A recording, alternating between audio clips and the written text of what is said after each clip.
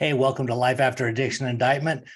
Today, we're going to talk about addiction as well as business, specifically marketing. I've got a fantastic guest who's got a great story and excellent company, focuses on marketing. So we're going to get some real expert knowledge today on kind of what it really takes to really build a business. And without marketing, you're going to have a tough time. So welcome to the show today. Joshua Ramsey. How you doing, Josh? Hey, I'm happy to be here. Thanks for having me on the show. Oh man, it's my pleasure. Appreciate your time. And, tell us a little bit about kind of, your backstory, kind of how you grew up and, just your experience and then what exposed you to, entrepreneurship and business. If you had that in the family or if that was something that you kind of, figured out on your own, and let's kind of go from there. Yeah, man. Well, I'm excited about the opportunity to speak on two topics that are very close to my heart, the one being addiction and the other being, of course, business. And I think there's something great about business that's related to reality. It's like really you're selling or you're not selling, you're growing or you're not growing. But to jump ahead, I think, I really want to empathize with anyone out there that has addiction in their family. This is something that I've been through personally. And, this kind of travels in generations. Won't go into too much detail, but, what is the definition of addiction? Well, my definition in my own life is chaos. It's chaos. Jeez. It's chaos, man. And what is the opposite of chaos? It's clarity. Yes. And that's where the journey that I've been on as a professional has really been such an astounding touch point, compass in the world of kind of the chaos that addiction can be in. So not to go into too much detail, but I grew up with very few boundaries, and so I didn't know how to draw a line anywhere. I kind of prided myself on being anyone to anything to anyone at any time.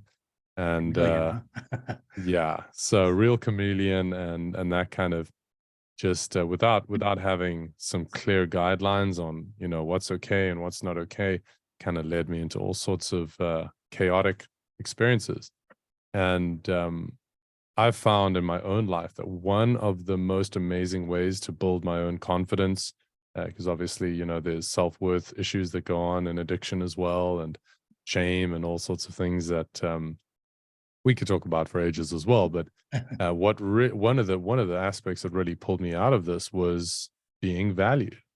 In reality, I've developed skills that are valued in the marketplace, and I'm able to put out an offer and get rewarded. And, at 𝐀𝐥𝐥 and in my own personal perspective, we believe that entrepreneurs change the world. And, an entrepreneur is someone that's taking care of their responsibilities, taking care of their family, their community outside of that.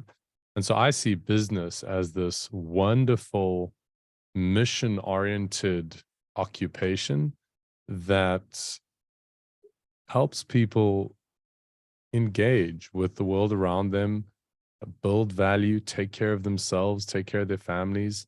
And so that's why, when I saw your show, I just thought that there's someone out there that could use this advice that I've been benefiting from in my own entrepreneurial initiatives, or as well as the clients that we serve at 𝐀𝐥𝐥. That's why I'm here. It's like I always said, the best person to learn from or get advice from is somebody that has been literally in the shoes that you're in, and then has reached the destination that you're trying to reach. Because that helps you really shortcut things if you get the right mentor, to kind of help you along the way. So tell us a little bit about your addiction experience, if you don't mind. Sure. So I kind of what was your drug of choice, kind of how it started, and then maybe what was there something that triggered you to wake up to what was going on to get well, I think and again, I'm going to layer all of these in kind of business language, because I know that's where we're going to go. Feedback, right? Yeah. That's one of the big issues in addiction systems is the lack of feedback, the repetition. It's the same action with consistently negative results, expecting something else. This time it'll be different. So in my own story, it started with a misunderstanding of reward, as it does. And I was primed in the way that I related to digital media, in a way that was just setting up that dopamine reward pathway for a kind of peak and trough, if you follow what I'm saying, or just peak experiences. Yeah. And then I found physical substances that were a lot more effective than consuming digital media. And alcohol was a big one. Marijuana was a big one as well.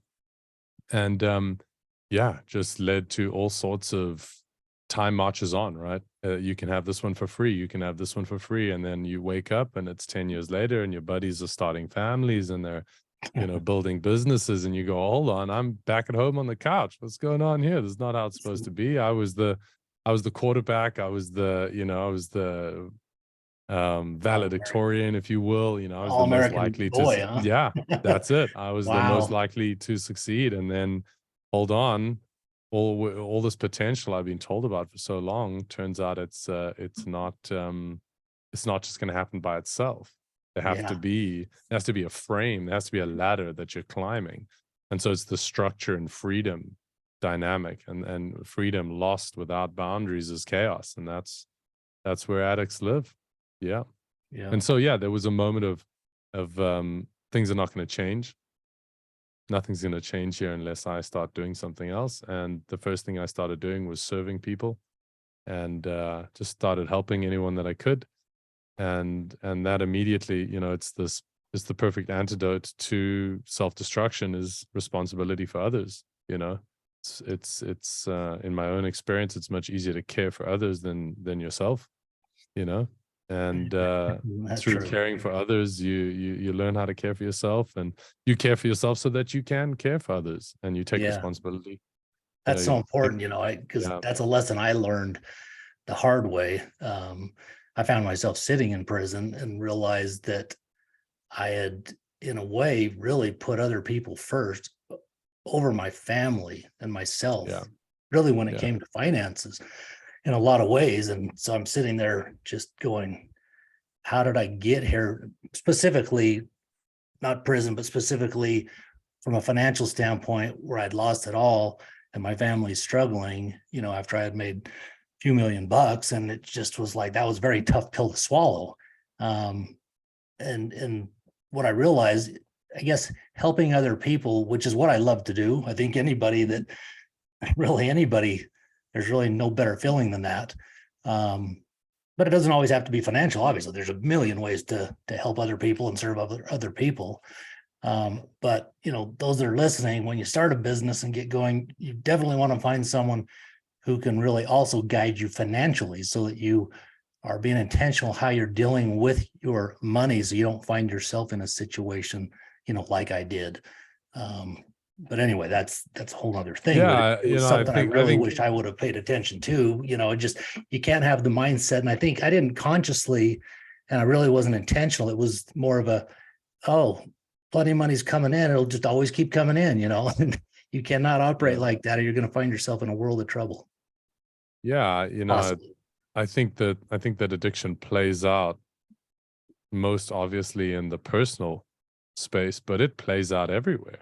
Oh, absolutely. Societal, organizational, economic, political, every which way in which a human is looking to fill a hole that can't be filled, that's where addiction is. So, businesses that are addicted to the chaos of putting out fires and never working on the business, working just for it and dealing with what's coming in and repeating the same thing every quarter. They're setting goals they don't hit, and they're moving all over the place. And eventually something happens, some big moment, like your moment, like my moment, and a business has to go, hold on, what are we doing? And I think in marketing, there's a real seduction to just being addicted to, wow, this thing will work, or that thing will work. I promise this will work, or let's just try that. And, I know it's going to work. So just everybody follow me. And that's why this framework that we've put together at clearbrand.com is very useful. And I think that's a real antidote to chaos. I mean, it's when a little story about how I came to work with the team at Clearbrand. It's not a company that I founded. I joined it. Okay. I was working in kind of not-profit sector, and I had needs that were growing, and we wanted to make that service available for free anyway. So I looked for different ways in which I could interact with the market commercially, and I white labeled all my services, all my skills together, and business development popped out, and I was putting together a website to kind of build a consultancy, and I found this company called Clearbrand, and they had a blueprint template on how to use story in your messaging to communicate with your customers. And then I was like, oh, cool, they got a course. Great, let me check that out. Did the course, helped me build my site. And then I was like, hold on, these guys are they're just great. Like the clarity, you know, I guess I've been very attracted to clarity given the chaos that kind of underpinned my last chapter. Oh, actually, by now I think it's probably 2 chapters ago. I'm a dad as well. That's a whole chapter in itself. A dad to 2 under 2. Yeah. Oh wow, 2 under 2. 2 under 2. Yeah, You it's got your huge. hands full. Yeah, it's great. And so, you know, I'd reached out to the team, and a couple conversations later, and now I'm helping bring this message to others that it can help, and I'm excited about that. Oh, that's great. Well, tell us about Clearbrand. Let's talk marketing. Yeah, for sure. So we have a framework called the Clearbrand Marketing Flywheel, and it is called a flywheel. It comes out of it's a reference to Jim Collins' Good to Great and Great by Choice. Fantastic business researcher. Again, you know, just to kind of hark back to the addiction side, reality, right? It's based in objective reality, not subjective perspectives about what can and does work. It's based on hard data, and we like hard data. So it's a flywheel, which is kind of this consistent effort and cumulative response. And we've got 3 components of three essential components to marketing. The first one is building memories. And this is because only 5% of our customers are ready to buy right now. The rest of them are going to encounter a problem, and they're either going to remember us or they're not. So we want to build memories as that first component. The next component is maximizing availability. So when they come into that buying moment, they got to be able to get hold of us and buy from us. And then finally, the third component is then reaching the market, reach that market, reach those that aren't yet looking for you. And that's really the 3 kind of most essential components that we see. And then we've got 2 actions that relate to each. But essentially, after you've reached the market, you're going to go back and assess, am I building memories? Then you're going to maximize your availability, and then you're going to reach the market some more. And around that flywheel goes, building momentum. That's awesome. So basically, as you do those 3 things, you know, you get to the point where you kind of nailed it. And then as soon as you kind of get it dialed in, then you can scale it, right? Yeah, that's it. So leaning into this first essential component of building memories, we've got 2 actions here. The first is story. So we use story to communicate our message to our customers because it's the simplest way to link cause to effect. Yeah. Right? Story So used powerful. Yeah, absolutely. I mean, even a part of addiction is writing your story. What is the data? And when you look at that file and you go, wow, that's what happened, you're like, that's crazy. So we want to use story, right? We want to use story to communicate with our customers. And at its essence, this is so that they know where in their brain to store what we do.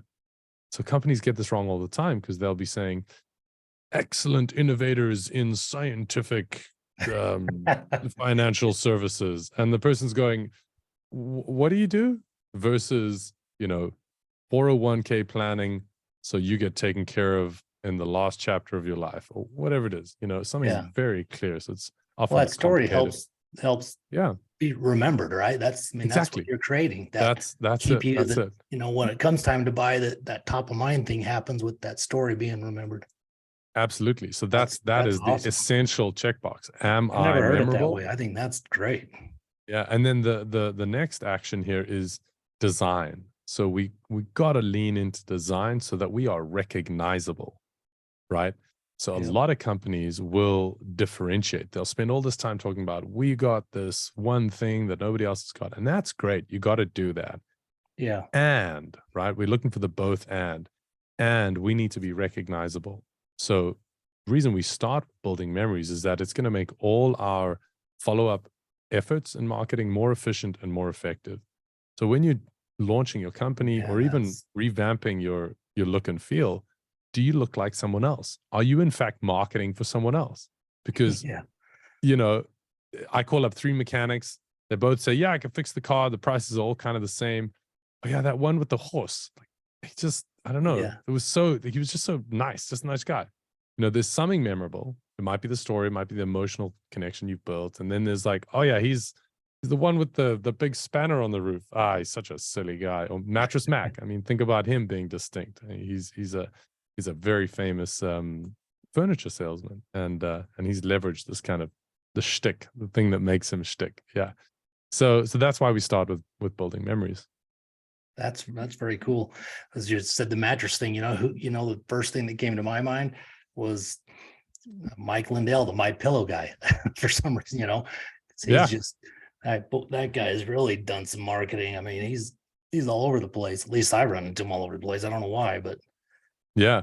And so if we now move across, like we've got these memories being built, people in the future encountering a buying moment where they got a problem to solve, and literally the neural connections in their head.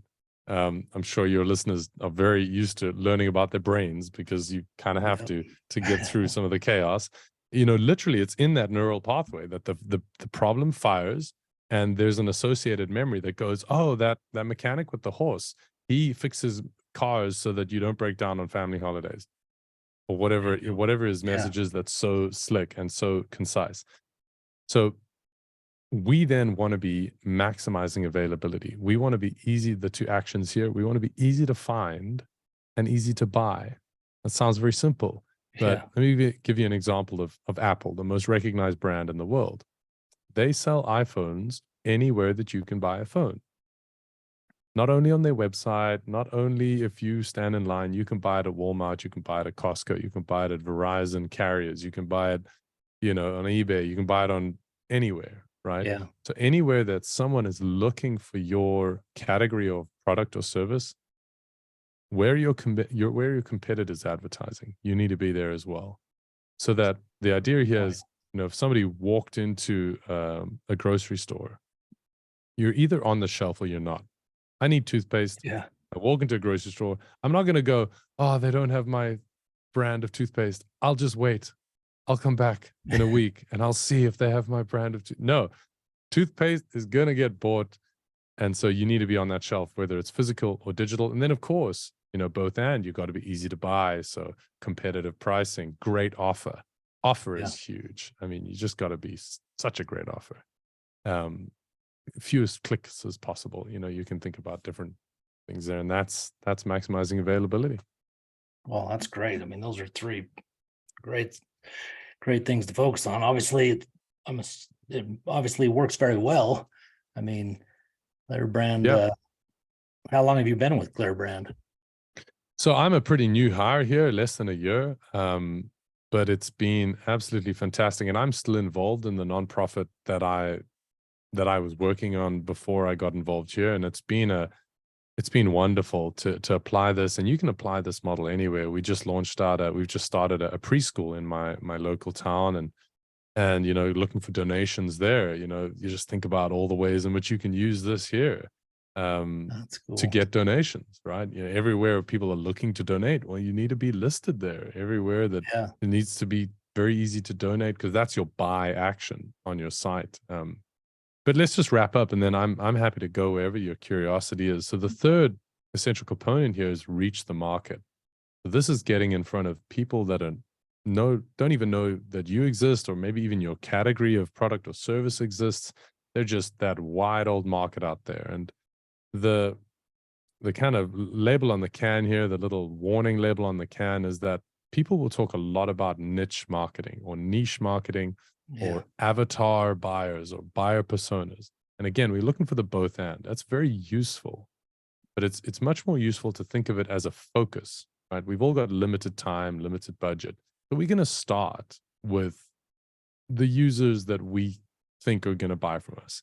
But the two action points that we hear is we want to be growing the users and growing the uses. So in terms of users, I want to ask you a question here. And you think about Harley-Davidson, the motorbike company. What do you think the typical avatar persona buyer niche to the niche is? Can you describe that person that's on the bike? What do they look like? Me. Sure. Well, for those that aren't watching on YouTube, we're looking at a beard, maybe long hair, maybe a leather jacket, tattoos, some boots, some boots, maybe a chain somewhere, patches, 100%. Yeah. The statistics tell us that persona buyer accounts for 3.5% of Harley-Davidson's revenue. Isn't that crazy? Holy cow. And this is this idea that we got no idea how big the market is. We don't know. And we say, well, we're only going to sell to someone that wakes up and has a cup of coffee and then does this and this. And, that's arrogant. We don't know who wants to buy from us.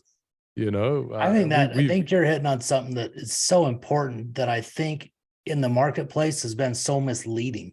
Yeah, and not like to do harm or to truly mislead, but I think the way you've just explained it has really given me some clarity because I've bought into some of that narrative in the past, and it makes it very difficult, especially if you're starting a new business and whatever niche you want to say you're going to target, say day spas, for example, whatever. But you really don't know until you get it out there. You may not even like working with them anyway.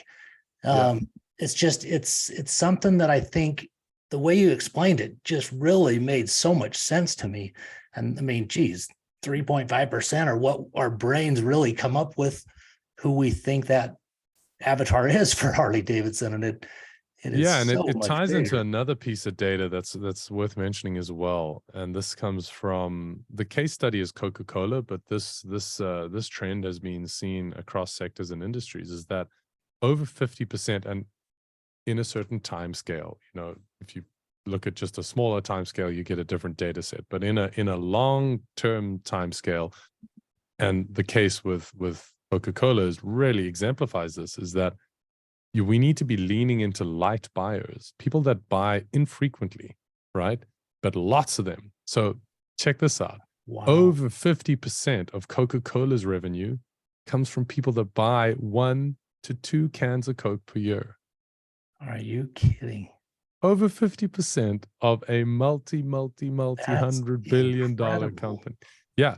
And the reason that they've managed to penetrate the market, this is what we call, market penetration, is just the reach, right? Like everybody knows about Coke. They've got such a universal accessibility. And what they've done really well is that they've built connections with uses. So this it's a nice segue back into building memories, right? Is that the same product or service is positioned to different users by building different connections to uses. It's the same can of Coke, but you drink it when you're with friends. You drink it when you're at the beach. You drink it when it's Christmas time and it's Santa Claus. You drink it to remember good times. You drink it to, pre-workout. You drink it post-workout to recover. You drink it on a every use you can think of for a drink. Coca-Cola have reached into that market space. Same thing with Apple. They're positioning the GPS on the iPhone 14. There's certain users that just want GPS, couldn't care about the camera. There's other users that really want a cinematic camera, so that's what they're buying. It's the same product, but it's positioned in all these different ways. Yeah, man. You're giving me some perspectives that make total sense, but everybody I've dealt with and the way I've been learning and consuming marketing in the last decade is so off. Yeah. And I think again, and we can tie it back into what we started this conversation with: anxiety, stress, frustration, right? I mean, I was working in the nonprofit space. We were doing something great, protecting kids from technology and the misuse of, and I think we spent about $8,000 on marketing that didn't give us. And what is the result we're looking for? Cash flow, Yeah. leads, sales. Because if we're not getting cash flow in, brand awareness is, oh, what is that? Well, that's something that we thought was going to bring cash flow, but didn't. Like, you know, we have to be prioritizing making a sustainable business. And so I can relate to the anxiety. You want someone to come in and say, hey, I know exactly what you need. Here's what you need. Sign up here. It's so 3 true. months, we're going to be earning $100,000, and they sell you this idea, right? And so at Clear Brand, we lean into the questions and the systems that bring marketing growth. So this whole return on investment, it's charismatic, or it's kind of indicative of the society that's looking for results right now. I want them all right now. So not to say we're not pushing for that, but we're realistic, right?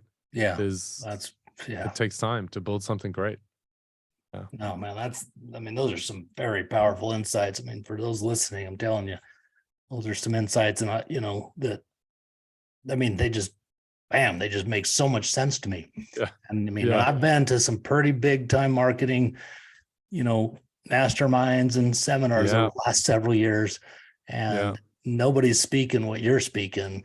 And I can already just tell you that I can see some things I'm going to do differently. And I'll have to you. We've iterated on the shoulders of giants. This is data that's been collected for tens of years. If anyone's really interested in the rabbit hole of that data and the kind of academia, there's an institute called the Ehrenberg Bass Institute out of Australia. An author called Byron Sharp, How Brands Grow, Part 1 and 2. Jenny, what's it called? How Brands Grow. Okay. Yeah. Quite academic, but very, very valuable. And again, I mean, I just think that clarity is always the opposite of chaos, right? And you've got this company that's trying this, and let's launch out a TikTok account. Okay, we need 100 TikToks before we're gonna, we got sales funnel, and got to do this thing, and all of those things have their place if you have a strategy.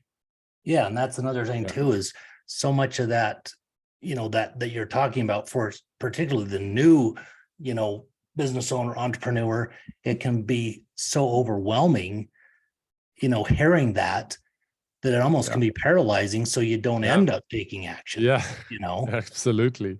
And absolutely. So head in the sand approach. And, at the end of the day, if your business is growing, your marketing is working. If your business is shrinking, your marketing is not working. People want to tie all sorts of metrics, and we can get lost in acronym city with all the different ways in which people can talk about KPIs and CRMs, and I don't know half of them. But at the end of the day, is your business growing? If it's not growing, you're not marketing well enough. Or, I mean, there's a whole conversation before this. Like, you need to be selling something great. I mean, that's for granted. You got to be excellent at what you do. You don't have to be that much more excellent than your competitors. You can be well priced. You can lower overheads and get ahead in different ways. But and again, it's this great objective reality.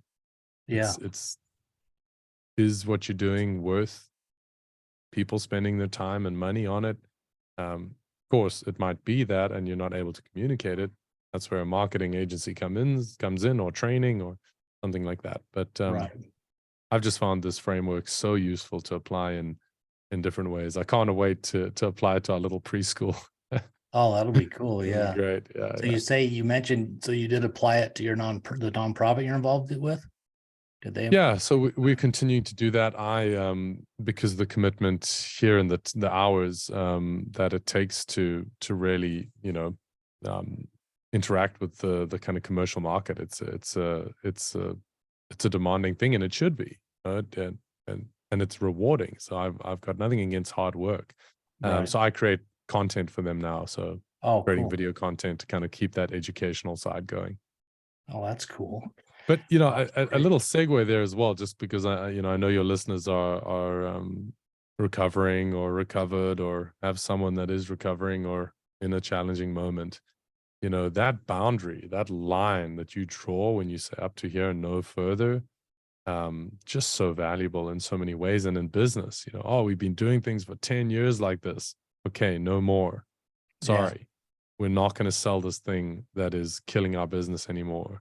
That mission on the wall, we're going to take it down for a little afternoon, and we're going to look at what is building revenue from the market. What is the market telling us that we do, as opposed to what are we telling the market that we do? Yeah. Right. There's a funny story of 𝐂𝐥𝐥. So 𝐂𝐥𝐥 was originally positioned as, it was I forget the term now, but it was positioned in the market as a cloth to remove makeup. It had some kind of oil that would counteract the makeup Originally, of the day. that's what it was. Yeah. No kidding. And they finally, well, they started picking up that men were using it as a disposable handkerchief. But before that, it wasn't a disposable handkerchief. It was this thing for cold cream. That's what it is. This is old 1940s term for makeup. Removing cold cream remover. That's right, Billy G. You get cold cream remover. Get that cream right off your face. I don't know whatever the ad was. Crazy. Wow. But eventually they listened to the market and they said, okay. They made it a little bit bigger to make it more attractive to men. And they said, guys, it's a disposable handkerchief. And the sales pretty much doubled. Skyrocketed. Yeah. Wow. Because that's what people were using it for. Yeah. So getting curious about, you know, what are our products and service being used for? You might be so surprised by who's actually buying from you. And of course, this is where data is very useful. Right. Yeah. Well, and that data is so valuable. You know, I see so many people who are marketing. In fact, there was a time I was doing a lot of paid advertising and stuff, and the guys that, you know, I had doing it at the time, they were not digging into that data, you know, which is just crazy. Because now I have a guy that has been doing it for a couple of years, and the detail of the data and the daily monitoring of it is the key to them tweaking and changing and just really optimizing to just dial things in. It's just, I mean, that stuff is so important. And I can't help but also tell you the story, like you just mentioned, like the 𝐂𝐥𝐥 story, and then it could totally shift your whole business to a level you never even dreamed of. Absolutely. I mean, I can't help but think of tying it back into addiction, right? Because addiction is not looking at the data. Yeah. What happened last time I did this thing? What happened last time I went out with this person? Or what happened last time I went to that event? Or, you know, whatever it is that you know in your, you know where this is going, but you choose not to look at it. But you can kind of go on that ride. And so businesses are exactly the same. And I love how you tie the two together. That's really good, because you're not, as an addict or alcoholic, you're not paying attention at all to the feedback. No, you're not paying attention to the data. You're going, oh, that can't be right. No, I didn't. And when someone brings it up, you get all this defensive. Think they're a jerk. For sure. So then I guess the parallel there is a marketing consultant that says, well, it turns out that actually your best-selling shoe is this very casual shoe. And no, we're a fitness company. We don't want to sell casual shoes. We're here for the athlete. And this guy's an used to be an NFL player or whatever. We could build out a whole story. Oh, that's great. So look at the data. Well, excellent. Well, man, this has really been insightful. I appreciate the value you're bringing to my audience. Do you have anything that you want to kind of hit on to wrap things up? Anything specific that your last words, so to speak? Yeah, you got to make a choice in your marketing partner or your marketing mentor, wherever you go to get insight in your marketing. And there's pretty much two categories of mentors or educators or experts out there. The first one is wearing a Hawaiian t-shirt with gold chains and does a handbrake turn with a Lamborghini into the marketplace, which could be considered a casino because there is risk. And he goes up to the roulette table, puts $10,000 on black. And when he tells you about the wins, he never mentions the losses, and he never mentions that he's betting with someone else's money. Yeah. And then there's the other guy that arrives at the casino in a nondescript car, and he's got a suit and a tie and a briefcase, He walks in, he knows the stats on the 21 in the blackjack table, sits there for 12 hours, makes a good profit, no glitz, no glamour, gets a job done, walks out, and he's back the next day. And he'll tell you about the losses and he'll tell you about the wins. So you got to choose which kind of marketing partner you want. And if you're interested in a marketing partner that's all about the data and systems that might be a little bit boring, but bring growth, come and chat to us at clearbrand.com. Just check out the website. There's so many resources. Book a call with one of the digital marketing strategists, and we would love to help you. That's excellent. I appreciate that. So it's clearbrand.com. That's the one.